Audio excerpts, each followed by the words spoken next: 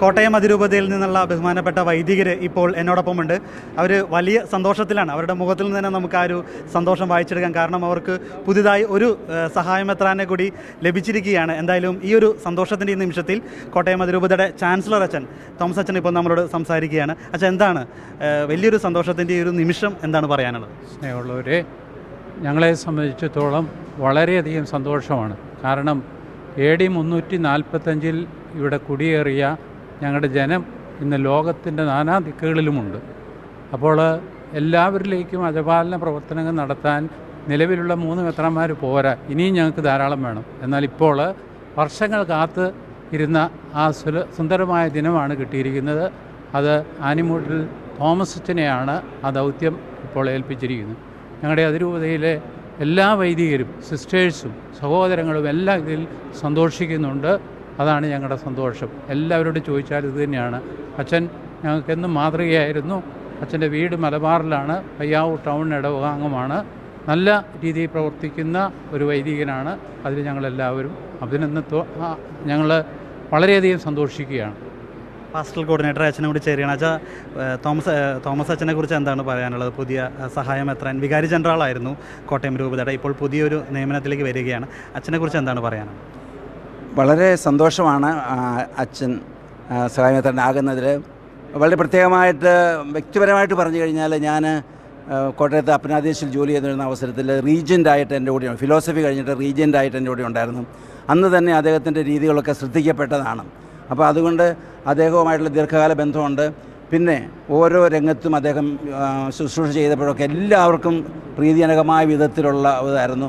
അത് ബോധ്യത്തിൽ നിന്ന് കാര്യങ്ങൾ സംസാരിക്കുകയൊക്കെ ചെയ്യുന്ന, അപ്പോൾ എല്ലാവർക്കും രൂപതയിലെ എല്ലാവർക്കും വലിയ സന്തോഷമാകുമെന്നാണ് ഞാൻ പ്രതീക്ഷിക്കുന്നത്. അദ്ദേഹത്തിൻ്റെ സ്ഥാനലബ്ധിയിൽ അച്ഛന്മാരൊക്കെ വളരെ സന്തോഷത്തോടു കൂടിയായിരിക്കും. തീർച്ചയായിട്ടും ഇനി ലോകം മുഴുവനും പടർന്നു നടക്കുന്ന കോട്ടയം അതിരൂപതയിലെ വിശ്വാസികൾക്ക് ഇനിയൊരു പുതിയൊരു അജപാലന രീതിയിലേക്ക്, ഒരു പുത്തൻ ഉണർവിലേക്ക് മാറും അല്ലേ?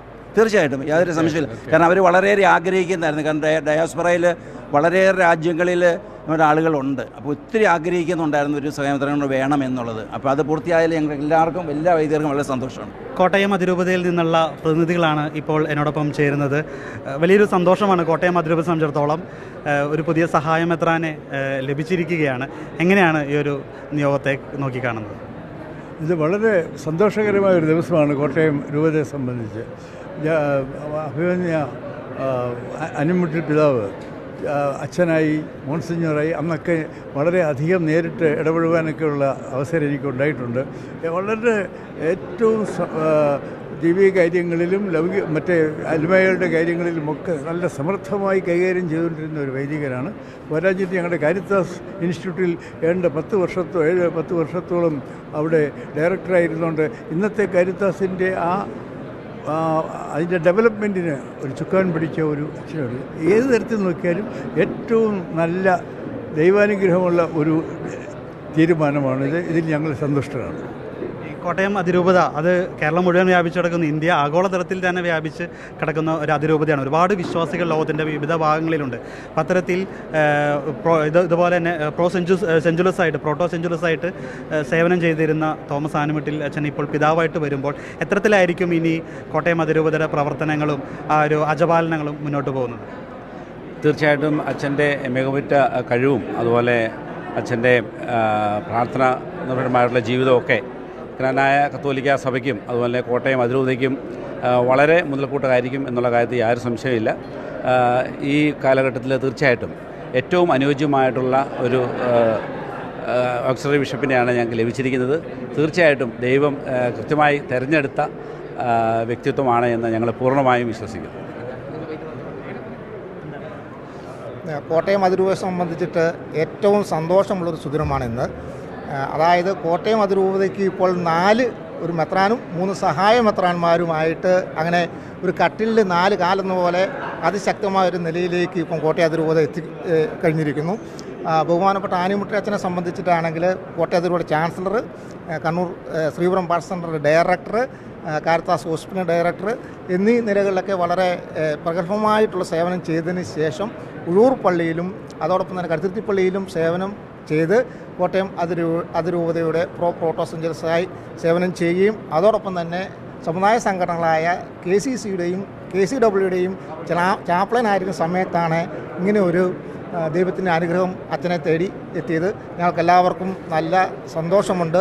അതിയായ സന്തോഷമുണ്ട്. ആ കാര്യത്തിൽ നല്ല ഒരു വിശുദ്ധമായ ജീവിതം നയിക്കുന്ന നല്ല നേതൃത്വപാഠമുള്ള ഒരു വൈദികനാണ്.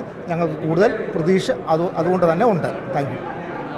കോട്ടയം അതിരൂപതയുടെ ചരിത്രം നോക്കുമ്പോൾ ധന്യൻ പിതാവും ആക്കീൽ പിതാവിൻ്റെ കാലം മുതൽ ഇന്ന് വരെ വന്നിരിക്കുന്ന ഓരോ മെത്രാന്മാരും ആത്മീയതയിലും വിശുദ്ധിയിലും ഭരണ കഴിവിലും ജനങ്ങളോടുള്ള ബന്ധത്തിലും മിടുക്കന്മാരായിട്ടുള്ള മെത്രാന്മാരാണ്.